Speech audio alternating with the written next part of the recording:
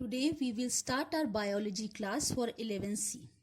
Now the topic is animal kingdom and phylum Hemichordata.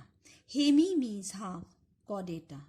Okay, that's why this is the connective link between chordates and non-chordates. Now the general feature of this phylum Hemichordata is worm-like structure, marine animals, and bilaterally symmetrical. Laterally, this divide into two equal halves. Now triploblastic, 3 layers covered by this. All the covering is of 3 layer, and coelomate having seal or the cavity is there.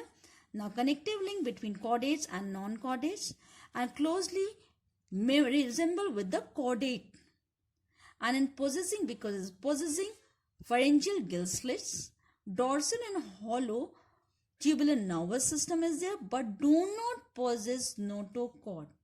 That's why it is called hemichordate.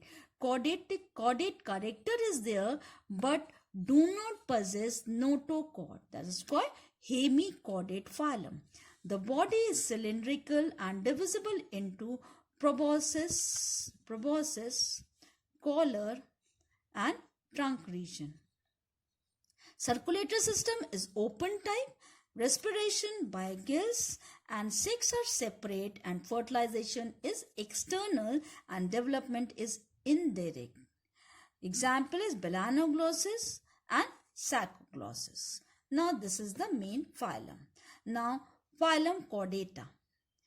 Chordata means having a nerve cord, notochord, everything. Now general feature of this phylum chordata possesses notochord, dorsal tubular hollow nervous system, pharyngeal gill slit at some stage of life. Now circulatory system, further this gill slit converted into, in adult case, this is reduced, and the main character, vertebrates character in a higher group, this is in adult, this is reduced in condition and converted into other respiratory systems. Now circulatory system is of a closed type. In RBCs, hemoglobin is there, pigment is hemoglobin, heart is ventral side and is myogenic in nature, and hepatic portal system is present in this chordates and without coelom structure. Development is usually direct and sometimes larva involves, but mainly direct development. Okay, no larval stage take place, but in some cases. Now phylum chordata has been divided into 3 subphyla, and this 3 subphylum is Urochordata, Cephalochordata, and Vertebrata. And you have to remember, this is important for you, Vertebrata. Vertebrata means having. Now subphylum Vertebrata. Now Vertebrata means vertebral column is there, and this is the replacement of notochord, and this notochord is found in embryonic stage, and further later notochord is replaced by vertebral column. Because of presence of vertebral column, this subphylum is called Vertebrata. Now second, 2 pairs of appendages, limbs or fins, whatever, the two pairs of appendages are there in the vertebrata. Nerve cord enclosed within the vertebral column.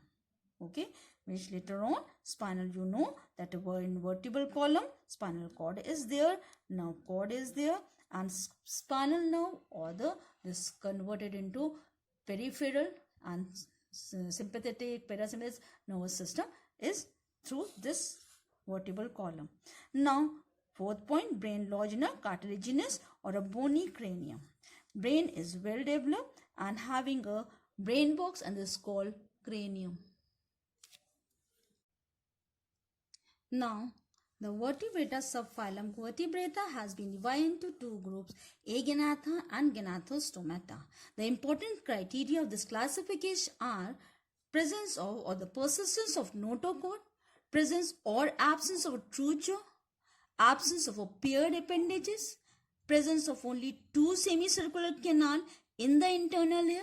These are the characteristic. These are the important criteria by which this subphylum Vertebrata are classified into classes and then superclasses.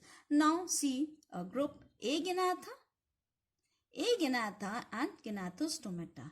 Agenatha group characteristics: notochord persists even in the adult, true jaw are absent, paired appendage are absent, only two semicircular canal are present in the internal ear, and this group is represented by only one class, Cyclostomata.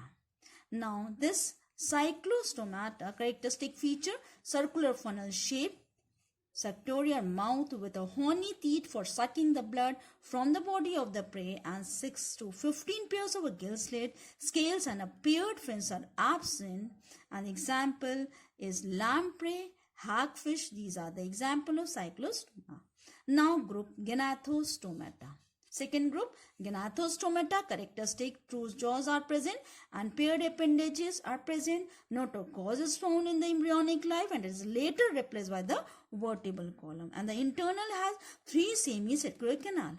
This structure. This is the Gnathostomata group are the having main characteristic of further superclasses which are included in your syllabus or question.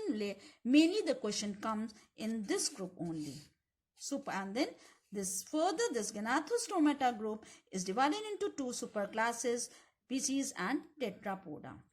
Now see this species or the fishes superclasses characteristics. You already know that this fish is exclusively aquatic, freshwater or marine, respiration by gills, body is covered by scales and having a fins for the locomotion, and body is streamlined or body is boat shaped, which help in move from one place to another in aquatic life.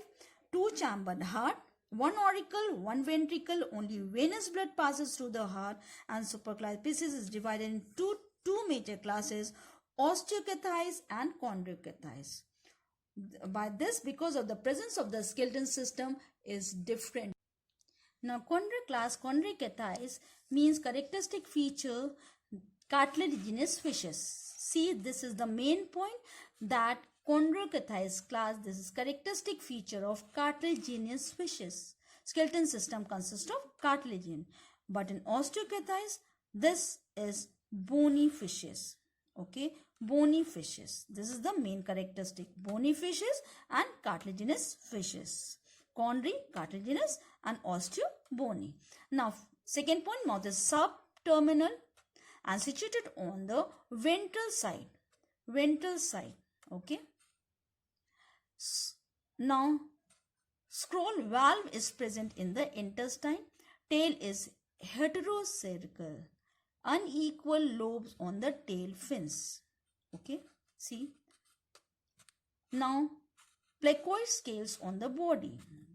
Whole of the body covered by placoid scale. Later on in the classes graduation level, you dissect the fishes and then later on you have to make the slide of the scales. Then you get all the things. Now placoid scales cover the body. No operculum. Hence the gill slits are exposed. Remember this, gill slits are exposed, but in this case gills are covered by operculum. Now 7th point, swim bladder is absent, therefore they have to swim actively to avoid sinking in the water. Dogfish, stingray, electric ray, these are chamaria. These all are the examples of Chondrocathys. Now Osteocathys, bony fish found in both fresh and marine habitat. Mouth terminal, see terminal portion, and this is of the ventral side or the lower side. Okay, in this case this is on the anterior or the terminal part or the anteriorly placed mouth. Tail is homocircle, equal size lobes of the tail fins. See, equal size, but in this unequal lobes of the tail fins, and this is of equal size. Now scales may be cycloid. See, this may be placoid, this is cycloid. Okay, ctenoid, organoid, etc. Gills covered with operculum. This is also important.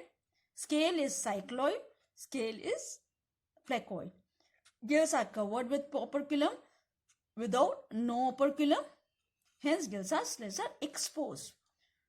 Fishes are cartilaginous. Bony fishes. Mouth terminal or anterior. Mouth ventral side. Okay. Now, lateral line system is present. Lateral line is there. And it acts as a sense organ. Swim bladder is present. Okay. Swim bladder is absent. Now, exocytus, hippocampus, remora, edible fishes means Labia you know rohu. Okay. And so on. Now, these are the pieces which is further divided. Fishes further divided into chondrocothites and osteochothites.